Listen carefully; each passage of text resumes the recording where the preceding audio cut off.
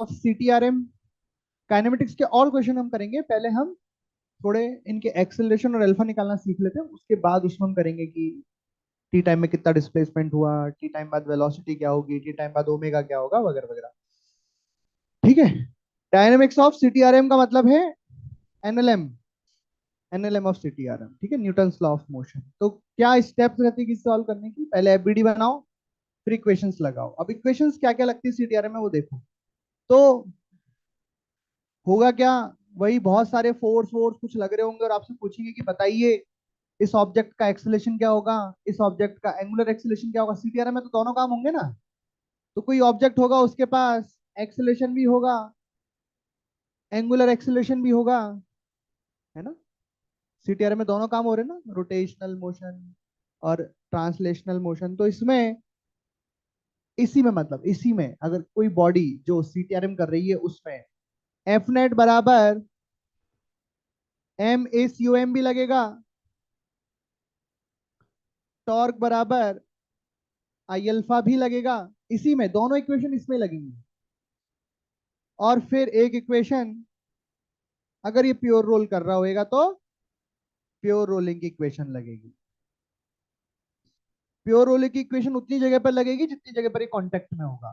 Ground पे contact में तो ग्राउंड में ऊपर से कांटेक्ट, ऊपर से दाएं से कांटेक्ट, हर जगह पे जहां जहां कांटेक्ट में होगा, जहां जहां के लिए बोलेंगे कि प्योर रोलिंग है, वहां वहां प्योर रोलिंग कंडीशन लगेगी। तो पर हेड 3 इक्वेशन लगेंगी इसमें।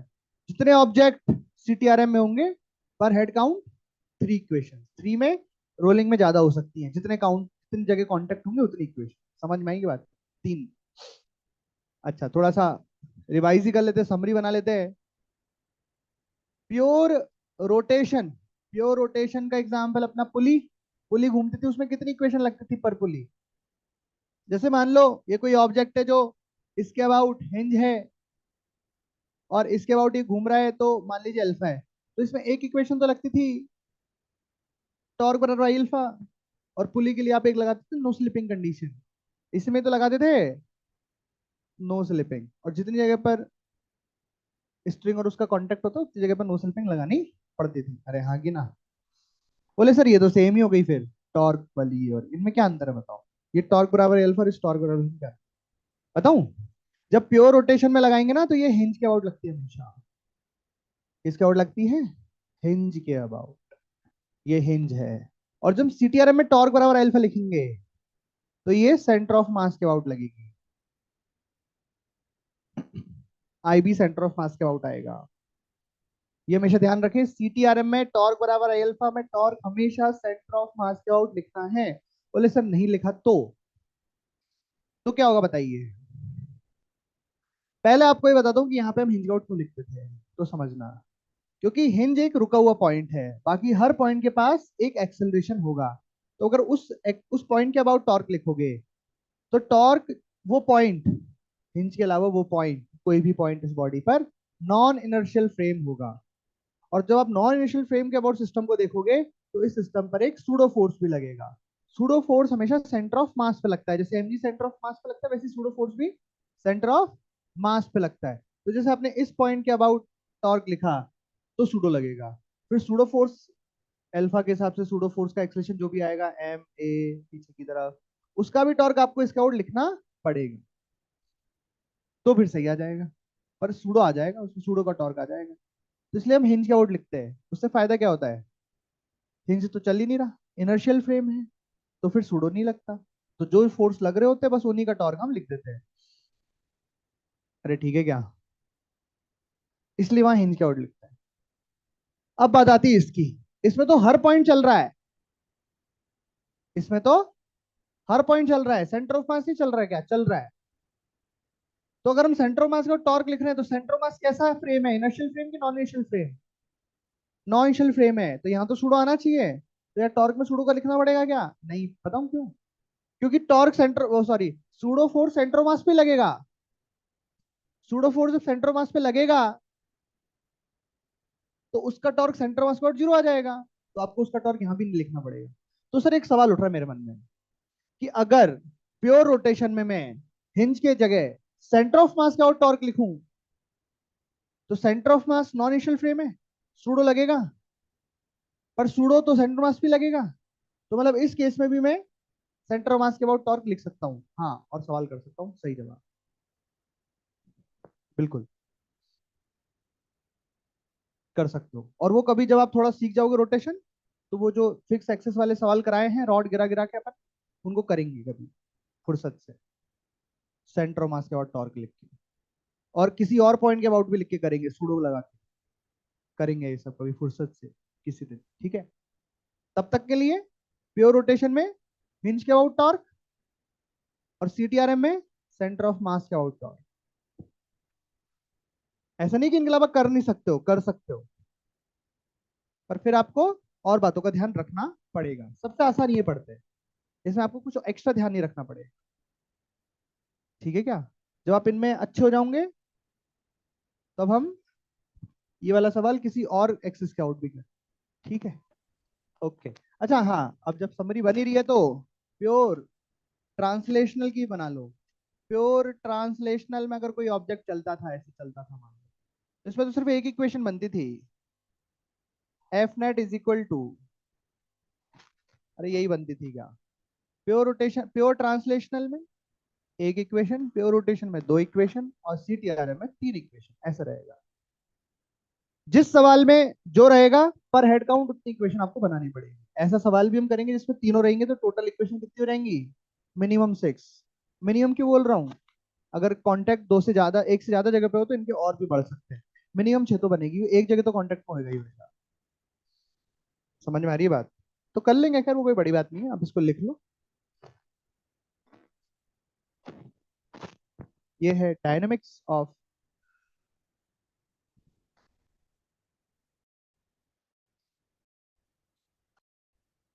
तो देखिए क्वेश्चन है ये, इसमें एक सॉलिड सिलेंडर है, मास एम है, रेडियस आर है, इस पे बहुत सारा धागा लिपटा हुआ है, और यहाँ से फिर उसको खींच रहे हैं।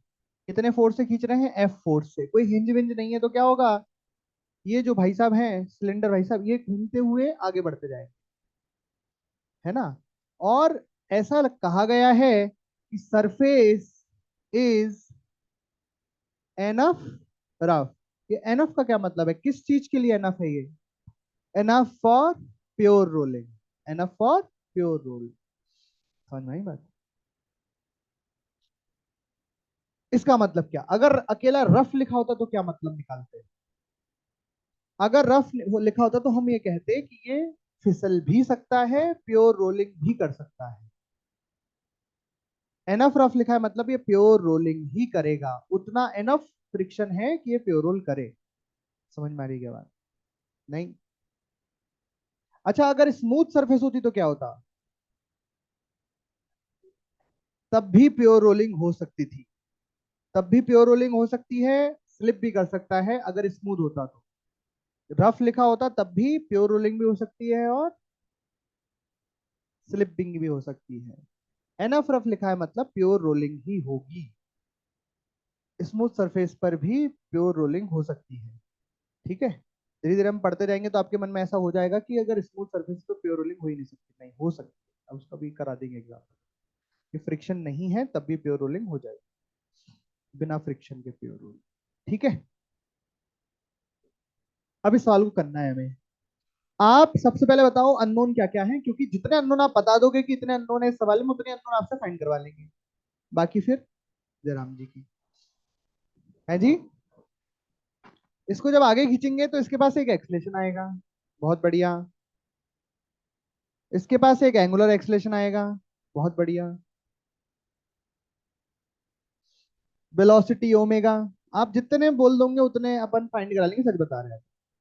वेलोसिटी टी टाइम के बाद वेलोसिटी निकाल देंगे, और बताइए। ओमेगा बता देंगे टी टाइम के बाद, और बताइए। अच्छा, डिस्प्लेसमेंट बता देंगे। चलो और,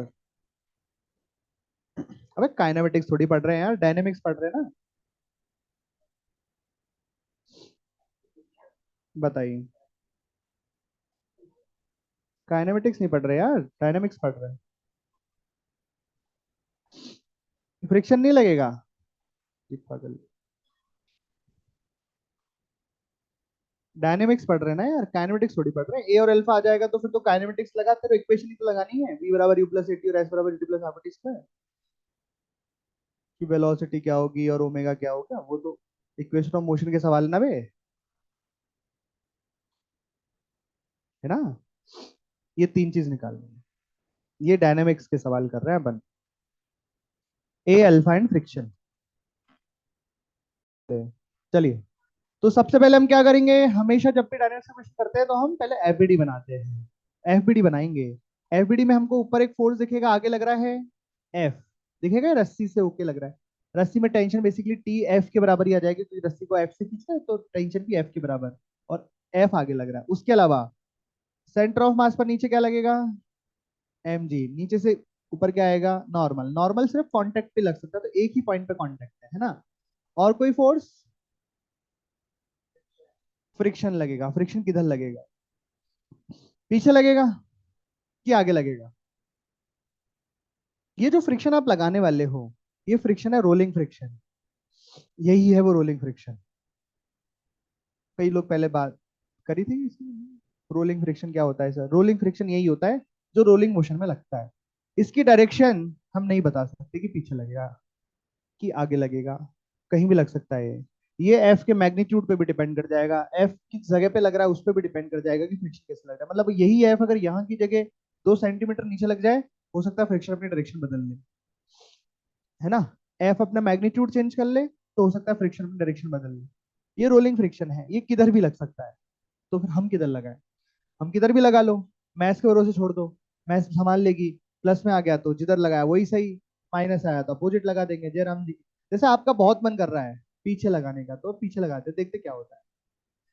चलो खैर, ये फ्रिक्शन कौन सा फ्रिक्शन है, स्टैटिक फ्रिक्शन की काइनेटिक फ्रिक्शन, बताओ कौन सा फ्रिक्शन है, स्टैटिक फ्रिक्शन है काइनेटिक फ्रिक्शन, जल्दी बताओ ना, कोई तो तुक्का तो मारो। कौन सा, स्टैटिक फ्रिक्शन। पर ये तो चल रहा है ना, अरे एक्सेलेरेशन आएगा ना। अबे चल रहा तो है, चल रहा है तो, सिलेंडर चल रहा है कि नहीं चल रहा, पर प्योर रोलिंग होगी ना। प्योर रोलिंग का मतलब क्या होता है, रोलिंग विदाउट स्लिपिंग, और स्लिपिंग नहीं होगी मतलब काइनेटिक फ्रिक्शन नहीं आएगा।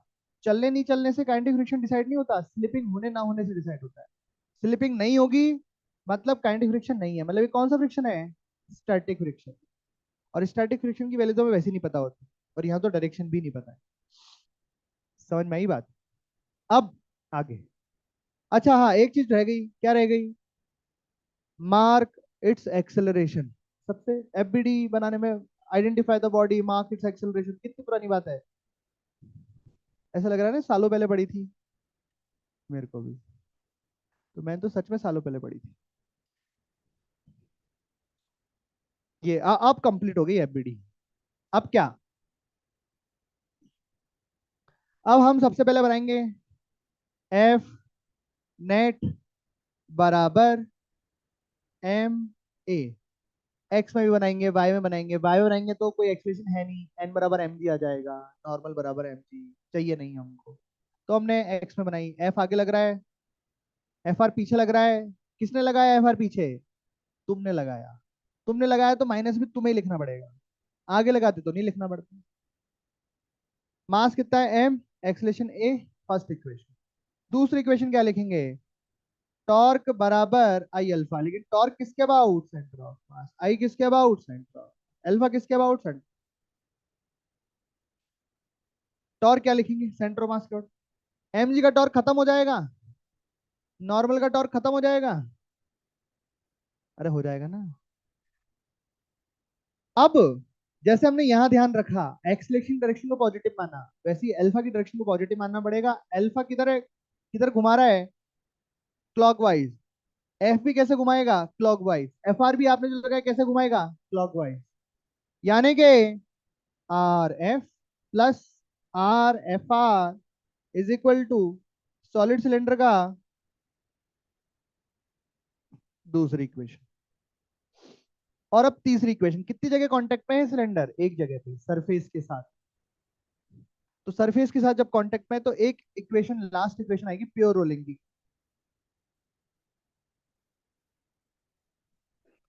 प्योर रोलिंग को थोड़ी सी इज्जत दे रहे हैं और अलग से इसका फिर से एफबीडी बना रहे हैं। ये ए, ये अल्फा, तो ए आगे, अल्फा आर पीछे, और ग्राउंड का एक्सलेशन तो जीरो। तो बेसिकली ए बराबर अल्फा। ठीक है क्या? बन गई तीन इक्वेशन। जल्दी से फटाफट से सॉल्व करो और बताइए ए की वैल्यू क्या आएगी, अल्फा की क्या आएगी और फ्रिक्शन की क्या आएगी। करो सॉल्व जल्दी से। ये क्या कर रहा था, सीटीआरएम। तो पर हेड मिनिमम तीन इक्वेशन, तो तीन बन गई इसकी। और कहीं कांटेक्ट में तो नहीं है, होता तो एक और बनानी पड़ती ऐसा। ए बराबर 4f/3m, 4f/3mr minus f/3। Friction negative में आया, मतलब फ्रिक्शन किधर लग रहा है, आगे लगेगा फ्रिक्शन इस सवाल में, इधर लगेगा फ्रिक्शन। ठीक है, इसमें एक और पार्ट लिखो, find mu minimum, find minimum value of mu so that. यहाँ पे ये तो लिख दिया एनफ फ्रिक्शन है भैया, ठीक है, पर वो एनफ फ्रिक्शन में म्यू मिनिमम कितना होना चाहिए, cylinder does not slip. Find minimum mu, minimum value of mu so that cylinder does not slip. तो कैसे करेंगे, जो ही हमेशा करते हैं, इस तरह के सवाल पहले भी किए हैं, कि friction required should be less than equal to friction max. Friction required कितना है, f/3।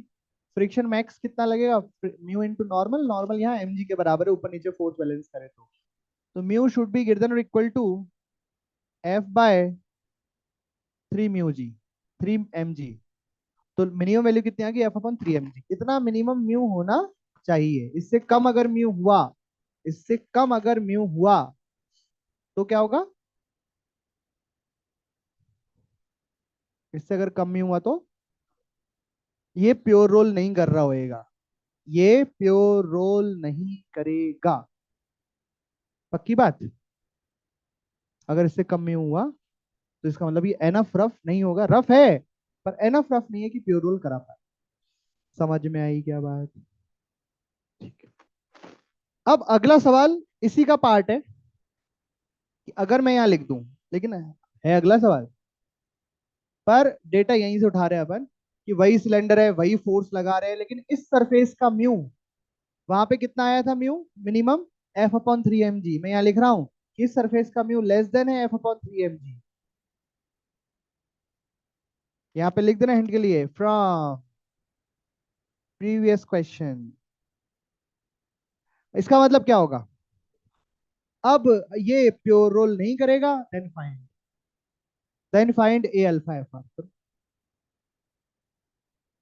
आए मजे, then find A alpha F are.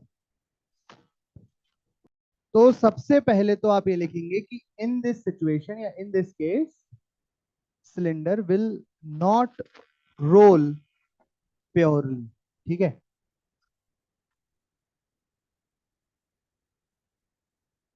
In this case because mu is less than f/3 mg। ये कहां से लाए डेटा अपन चुरा के, पिछले सवाल से। Cylinder will not role pure. ठीक है ना? अगर प्योर रोल नहीं हो रहा है मतलब स्लिपिंग होगी, और अगर स्लिपिंग होगी ना तो आपको देखना पड़ेगा कि स्लिपिंग किधर होगी, किधर होगी स्लिपिंग, बताइए। बोले कि सर देखो, फोर्स आगे लग रहा है, अगर फोर्स आगे लग रहा है मतलब एक्सेलरेशन तो आगे आएगा, आएगा ना एक्सेलरेशन आगे। एक्सेलरेशन आगे आएगा मतलब ये भाई साहब आगे की तरफ फिसलेंगे, फिसलेंगे आगे। तो अरे एक्सेलरेशन आगे आए तो वेलोसिटी आगे आएगी, अरे ऐसा आनी चाहिए ना वेलोसिटी आगे की तरफ। इस पॉइंट की अगर वेलोसिटी आगे होगी तो ये पॉइंट आगे की तरफ फिसलेगा, तो फ्रिक्शन किधर आना चाहिए, पीछे, जिधर स्लिपिंग होगी उसके अपोजिट फ्रिक्शन आना चाहिए। और इस बार ये फ्रिक्शन पता है कैसा आएगा, काइनेटिक फ्रिक्शन आएगा, क्योंकि स्लिपिंग हो जाएगी।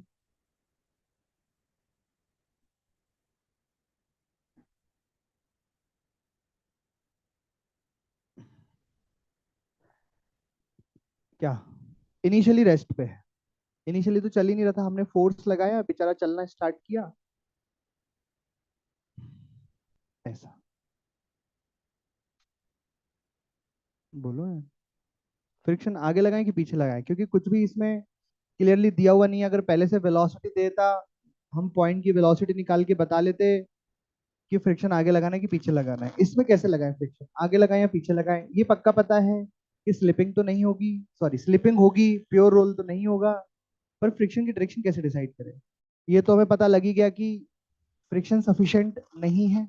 तो आप जैसे ही धागे से आगे खींचोगे सिलेंडर को, तो पहले वो फिसलेगा, मतलब ऐसे कभी दो तरीके से खींचना। एक बार तो वो धागे वाला मंजा होता है ना, पतंग उड़ाने वाला, उसमें जो धागा है उसको आराम आराम से खींचना, तो वो ऐसे लुढ़कते हुए आगे आएगा। और तेज खींचना, तो पहले फिसला फिर लुढ़कने लगा, ऐसा मतलब कुछ, मतलब ये कह सकते हैं हम कि हम जैसे फोर्स लगाया ना, तो जैसी वेलोसिटी आई तो इस पॉइंट, हर पॉइंट पे वेलोसिटी आगे की तरफ आई, आगे की तरफ आई, उसके बाद फ्रिक्शन आया और फ्रिक्शन से फिर ये घूमने लगा, टॉर्क पैदा हुआ होगा। और तो अपन पीछे मान के सॉल्व करते हैं इसको। ठीक है, पीछे लगेगा फ्रिक्शन, लेकिन काइनेटिक लगेगा, ये पक्की बात है। और काइनेटिक फ्रिक्शन कितना होगा, म्यू इनटू नॉर्मल होगा। हम म्यू की वैल्यू दे देते हैं, इससे छोटी है, क्या है कुछ म्यू, म्यू के टर्म में आंसर दे देंगे। हम सीखने के लिए कर रहे हैं बस, है ना, वैल्यू पता जब आएगी तो पता होगी। हम ये बोल रहे हैं कि म्यू इससे छोटा है, इससे छोटा है, मतलब उसके बाद क्या क्या चीजें बदल जाएंगी वो हम सीख रहे हैं, क्या क्या बदल जाएगी। अब फ्रिक्शन अननोन नहीं है, फ्रिक्शन हमें पता है, वो होगा म्यू इंटू नॉर्मल के बराबर। नॉर्मल किसके बराबर होगा, mg के बराबर, बाकी का और अल्फा, नीचे से ऊपर नॉर्मल, ऊपर से नीचे mg। वापस इक्वेशन लगाएंगे, F बराबर ma, क्या लिखेंगे, F माइनस फ्रिक्शन काइनेटिक बराबर ma। दूसरी इक्वेशन क्या लिखेंगे, टॉर्क बराबर आई अल्फा, सेंटर मास पर टॉर्क लिखेंगे। तो आप ये चेक करो बस कि क्या क्या बदला और क्या नहीं बदला। आई क्या लिखेंगे, आई वही लिखेंगे, mr² बाय 2 इंटू अल्फा। अब जरा एक बात सोचो, इस बार अननोन कितने हैं, दो ही अननोन है। अगर आप देखा जाए तो ये इक्वेशन अपने आप में सफिशियंट है, इससे ए निकल जाएगा, और ये इक्वेशन अपने आप में सफिशियंट है, इससे अल्फा निकल जाएगा। ए और अल्फा के बीच में आपस में कोई रिलेशन नहीं होगा, ए बराबर अल्फा इस बार नहीं होगा। ए बराबर अल्फा होने का मतलब ही है प्योर रोलिंग, बस ये ऐसे होगा। मतलब मैंने एक आपको तरीका बताया, एक्चुअल क्वेश्चन आएगा तो और भी चीजें दी हो सकती है, पर मैं ये बताना चाह रहा हूं आपको इसमें कि ऐसा सवाल भी हो सकता है जिसमें प्योर रोल ना हो। तो सर हमको पता कैसे लगा कि प्योर रोलिंग हो रही है कि नहीं हो रही है, ये सवाल आया तो फिर बहुत बड़ा सवाल होगा। पहले तो आपको ये चेक करना पड़ेगा कि प्योर रोलिंग कराने के लिए मिनिमम म्यू कितना होगा, फिर उस म्यू को आपको गिवन म्यू से कंपेयर करना पड़ेगा कि उससे छोटा है कि बड़ा है। और अगर ये कंडीशन आई तो प्योर रोलिंग नहीं होगी, और अगर बड़ा आया तो प्योर रोलिंग होगी। ये वैसा सवाल बन जाएगा जैसे टू ब्लॉक प्रॉब्लम था ना, कि हमने पहले माना कि साथ में चल रहे हैं, वैसे ही हम पहले मान के कि मान लेते प्योर रोलिंग हो रही है, उसके लिए म्यू की कितनी की जरूरत है वो देख निकाल लिया कि इतना अगर म्यू होगा तो प्योर रोलिंग होगी। फिर अपना जो गिवन म्यू है उससे कंपेयर किया कि म्यू उससे छोटा है कि म्यू उससे बड़ा है। अगर छोटा आया तो नहीं होगा, बड़ा आया तो हो जाएगा, ऐसे। तो मैंने आपको वो सवाल नहीं कराया पूरा वाला, मैंने तो बस आपको पहले एक सवाल कराया, उसमें बोला कि प्योर रोलिंग होगी, उसमें म्यू की वैल्यू निकलवाई, और इसमें जानबूझ के उससे छोटा म्यू रखा, और इसमें क्या इक्वेशन बनेगी कैसे सॉल्व होगा वो आपको बताया। तो इसमें अंतर क्या आता है, बस अंतर ये आता है कि फ्रिक्शन हमें पहले से पता लग जाता है, फ्रिक्शन काइनेटिक है तो म्यू mg ही लगेगा, म्यू आपको गिवन रहेगा। तो एक इक्वेशन बनी उससे ए आ जाएगा, दूसरी इक्वेशन से अल्फा आ जाएगा, इसमें नो नहीं दो आएंगे, तो इक्वेशन भी दो इक्वेशन में काम चल जाएगा, ऐसा। बस इसको लिख लो। बाकी जब ऐसा सवाल बहुत ही रेयर आपको देखने को मिलेगा जिसमें प्योर रोलिंग नहीं हो रही हो, ठीक है। तो इसमें ए बराबर डायरेक्ट यहीं से आ गया, ये ए बराबर आ गया एफ माइनस एफ आर के अपॉन एम, और एल्फा बराबर आ गया ये सब F plus F R into 2 upon M are.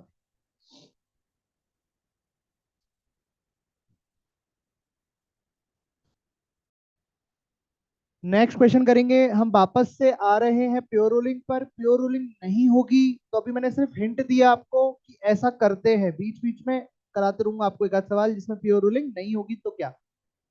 ठीक है, बाकी अदरवाइज आपको जो जितने भी सवाल मिलने वाले हैं मॉड्यूल या कहीं पे भी आप करूंगा, उसमें 100 में से 99 सवाल आपको प्योर रोलिंग वाले ही मिलेंगे, कि इनमें मान लो प्योर रोलिंग हो रही है फिर करो।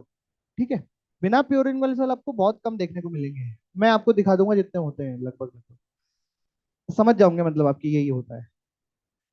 अभी इस क्वेश्चन में क्या, एक सॉलिड स्फेयर है, उसमें फोर्स सेंटर पे ही लगा दिया, सरफेस एनफ रफ है, मतलब ये प्योर रोलिंग होते हुए लुढ़केगा।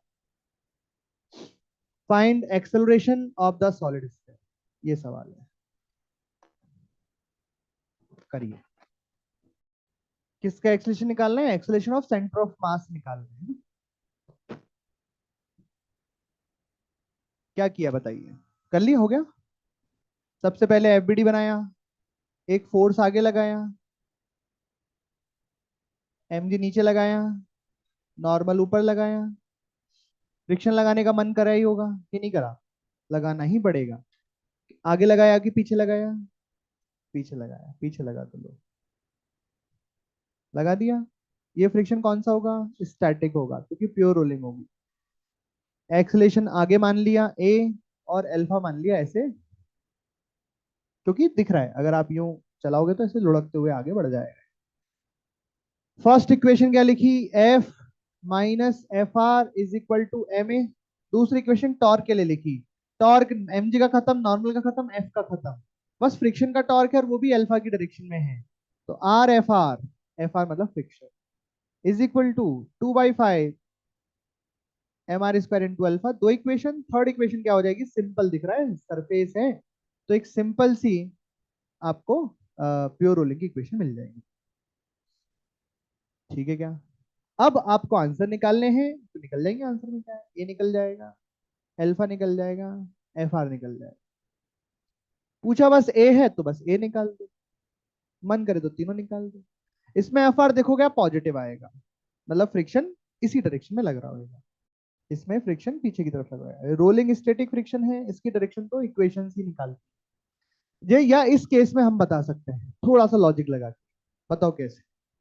थोड़ा सा लॉजिक इस केस है, पिछले केस में नहीं लगा सकते थे, इस केस में लग जाए। बताओ क्या लॉजिक लगा दे? मैं बता, हाँ बिल्कुल सही है। देखो आप ये कहोगे सर देखो, हमें पता है अल्फा आएगा क्योंकि ए बराबर अल्फा आर है। ए क्यों आएगा? फोर्स लग रहा है आगे, अगर आगे फोर्स लगेगा ऑब्जेक्ट पे तो ए तो आएगा ना। ए आएगा तो अल्फा आएगा, पर अल्फा किसकी वजह से आएगा? अल्फा के टॉर्क लगना चाहिए, पर फोर्स का टॉर्क तो लग ही नहीं सकता, सेंटर ऑफ मास के अबाउट जीरो आएगा, तो कोई एक ऐसा टॉर्क लगना चाहिए जो अल्फा लाएगा, और वो टॉर्क फ्रिक्शन का होएगा, और अल्फा में ऐसे लाना है तो फ्रिक्शन पीछे आएगा। इसमें कह पाएंगे, इसमें इसलिए कह पाएंगे क्योंकि टॉर्क फ्रिक्शन, ये एफ का टॉर्क एक्सेलरेट अल्फा को ला ही नहीं सकता। क्यों नहीं ला सकता? क्योंकि ये एफ सेंटर ऑफ मास पे ही लग रहा है, तो इसका टॉर्क ही नहीं है, तो अल्फा कहां से लाएगा? तो कोई तो है जो अल्फा लाएगा, कौन लाएगा? फ्रिक्शन लाएगा, तो फ्रिक्शन को किधर लगना पड़ेगा?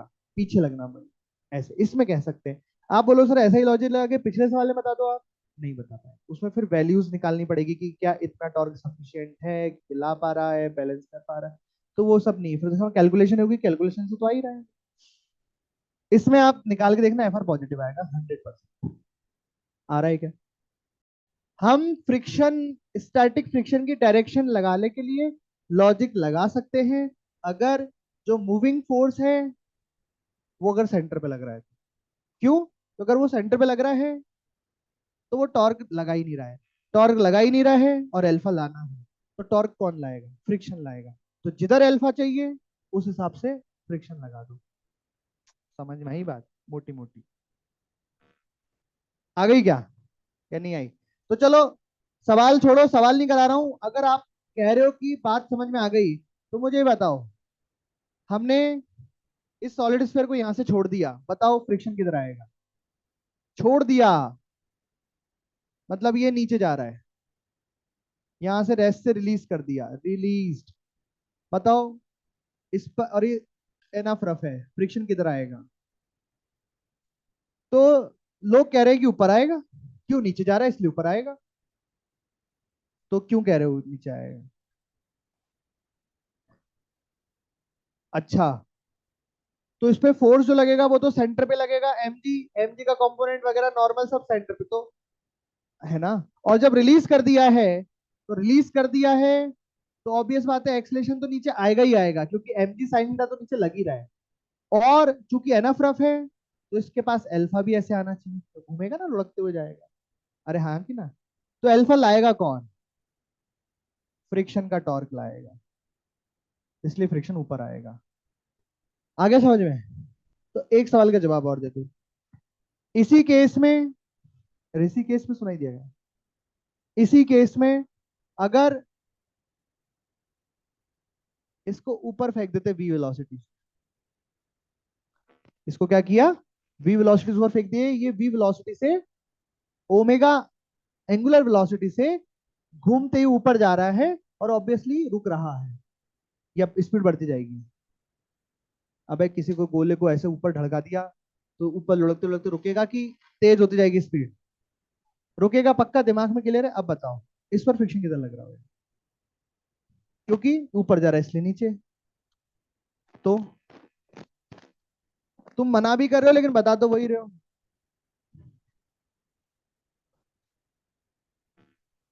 वेलोसिटी लानी थोड़ी जानी है अभी तो वेलोसिटी भाई। तो कम करानी है तो टॉर्क क्या वेलोसिटी की डायरेक्शन में प्रोड्यूस करना पड़ेगा। मुझे एक बात बताओ, जब ये ऊपर जा रहा होएगा तो एक्सलेशन ऊपर होएगा कि नीचे होएगा? नीचे होएगा ना एक्सलेशन, क्योंकि एमजी साइन थीटा तो नीचे लग रहा है। अबे हाँ कि ना। और एक्सलेशन नीचे होगा तो अल्फा क्लॉकवाइज होगा कि एंटी क्लॉकवाइज होगा? क्लॉकवाइज होगा, अल्फा ऐसा ही होगा। तो यही तो, ए अल्फा तो फ्रिक्शन पीछे आएगा। सेम लॉजिक है। ए ऐसा है तो किसी को तो अल्फा लाना पड़ रहा है ऐसा। ओमेगा ऐसा है एंटी क्लॉकवाइज, ओमेगा ऐसा है लेकिन ओमेगा कम हो रहा है। ओमेगा कम क्यों हो रहा है? क्योंकि अल्फा एंटी, अल्फा क्लॉकवाइज है। तो टॉर्क, फ्रिक्शन का टॉर्क क्लॉकवाइज आने के लिए फ्रिक्शन को ऊपर लगना पड़ेगा। तो अगर लुढ़कने वाली जगह है, इंक्लाइन प्लेन पे लुढ़क रहा है, तो नीचे जाते वक्त भी और ऊपर आते वक्त भी फ्रिक्शन ऊपर ही लगेगा। ये रोलिंग फ्रिक्शन है। समझ में आई बात? तो यहाँ पे डायरेक्शन की आपको टेंशन नहीं लेनी, ये मैं समझाना चाह रहा हूँ आपको। ये मत सोचो कि ऊपर क्यों आया, आप ये सोचो कि हमें इसकी टेंशन लेनी ही नहीं है कि किधर आएगा। इसकी टेंशन कौन लेगी? मैथ्स। ये समझाने के लिए आपको ये ज्यादा स्टाइल मारा था, ठीक है। इसको लोड नहीं लेना है कि ये कैसे देख रहे, क्या एंटीलाइज, क्या क्या क्या क्या, ऐसे कुछ नहीं। आपको सीखना ये है कि कोई मतलब नहीं है। इधर देखो आप, अब तो इस सवाल पे ध्यान दो। ज्यादा बड़ा बन गया क्या?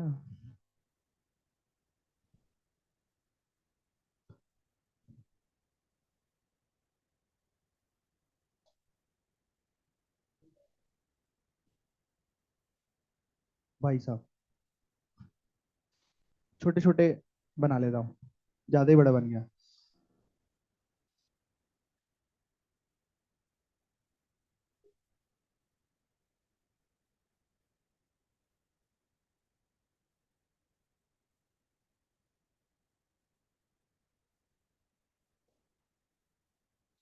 तो इस क्वेश्चन में आप अगर गौर से देखो तो तीन चीजें हैं।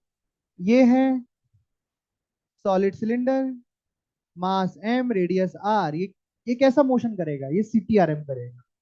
ये है pulley, mass M, radius R, ये क्या करेगा? प्योर रोटेशन करेगा। और ये है ब्लॉक, मास एम, ये क्या करेगा?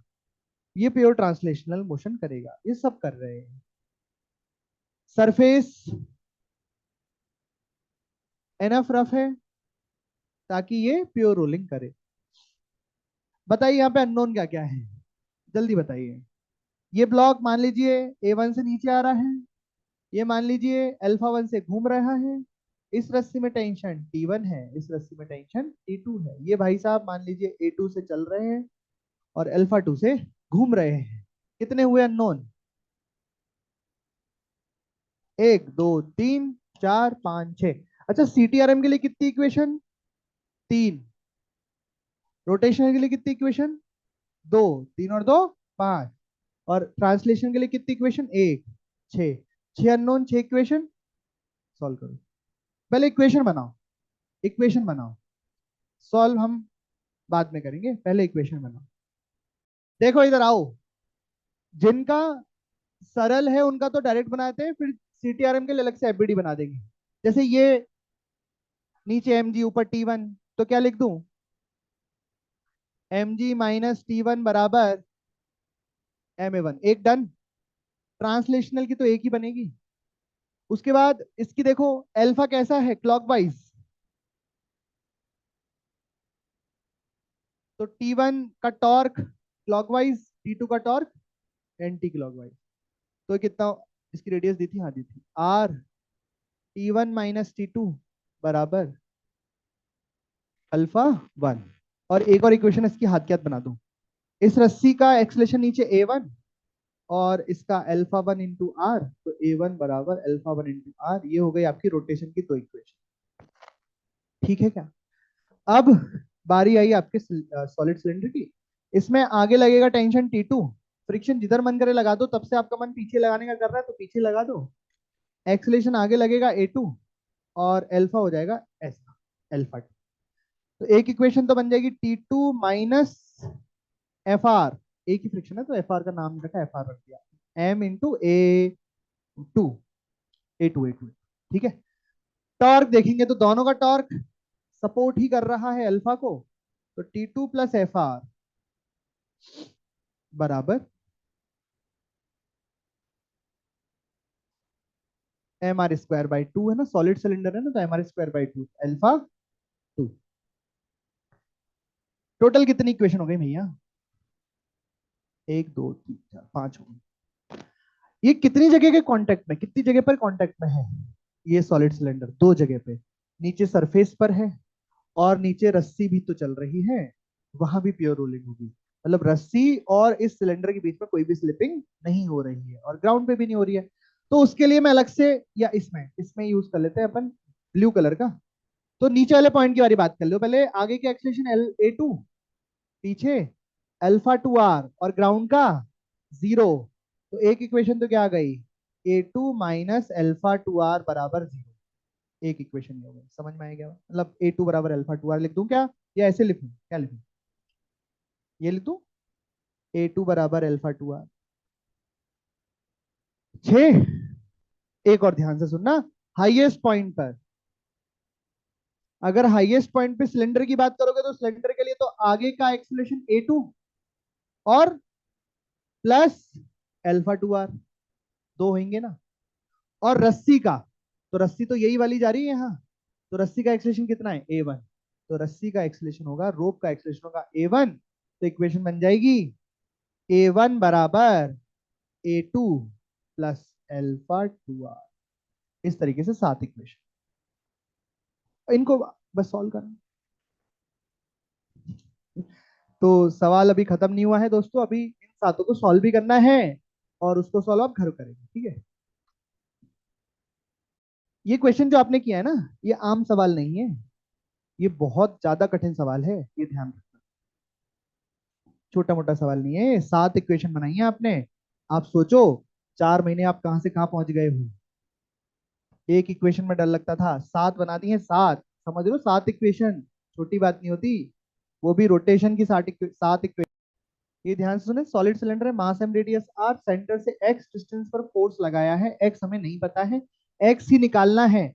एक्स इस तरीके से लगाया है कि ये प्योर रोलिंग करे बिना फ्रिक्शन के, इस पर फ्रिक्शन नहीं लगे, फ्रिक्शन कितना आना चाहिए, 0, लेकिन इसको क्या करना है, प्योर रोल। ठीक है, करो, क्वेश्चन लिख लो, find x such that it will roll purely without friction. तो कईयों के सवाल आ रहा होगा मन में कि सर अगर ऐसा हो सकता है, इसका मतलब इसके रफ होने का कोई मतलब ही नहीं, अगर स्मूथ भी होता तो भी ये प्योर रोल करता। हाँ सही बात है, अगर आप फोर्स को जो भी एक्स निकल के आएगा वहां लगाओगे तो ये ऑब्जेक्ट स्मूथ सरफेस पर भी प्योर रोल कर लेगा। इसको प्योर रोल होने के लिए फ्रिक्शन की जरूरत ही नहीं है। ये अपने ए बराबर अल्फा आर को खुद ही मैनेज कर लेगा। ये आगे लग रहा है तो एक्सीलरेशन को ले आएगा, और सेंटर ऑफ मास के बाद टॉर्क भी इस तरीके से प्रोड्यूस करेगा कि हमेशा ए बराबर अल्फा आर का रिलेशन मेंटेन कर लेगा। इसको फ्रिक्शन की हेल्प की जरूरत नहीं है, तो फ्रिक्शन नहीं लगेगा। समझ में आई बात? ऐसा है। तो क्योंकि वैसे ही फ्रिक्शन तो तभी आता है जब उसकी जरूरत होती है। जब ये फोर्स इस तरीके से लग रहा है, इस लेंथ पे लग रहा है कि बिना फ्रिक्शन के सपोर्ट के ही ये प्योर रोलिंग की कंडीशन को मेंटेन कर पा रहा है, तो फ्रिक्शन बोलेगा मैं नहीं आऊंगा। ठीक है, क्योंकि मेरी जरूरत नहीं है, फ्रिक्शन जरूरत पे ही आता है। समझ में आई के बाद? इसका मतलब अगर सरफेस स्मूथ भी होगी और कंडीशन ये होंगी, एक्स की जो वैल्यू निकालोगे वो होंगी, तो ये भाई साहब प्योर रोल कर लेंगे। ठीक है। खैर, आंसर कितना है करके देख लेते हैं हम। सबसे पहले दो तरीके से कर सकते हैं। या तो इसकी एफबीडी में फ्रिक्शन लगाओ मत ही, क्योंकि हम कह रहे हैं वो तो जीरो ही होना है।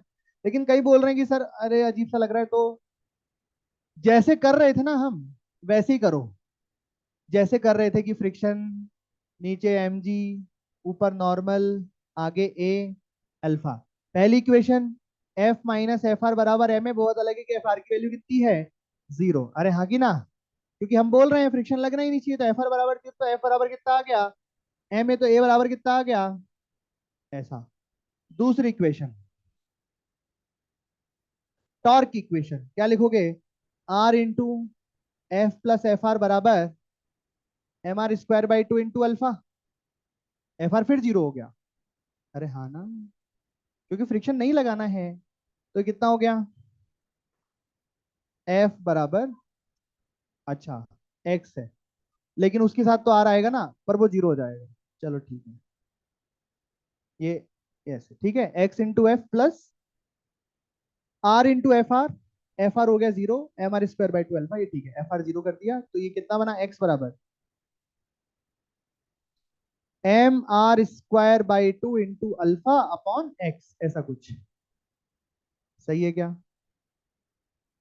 एक्स तो उधर ही आ गया, M R square by two upon F आएगा।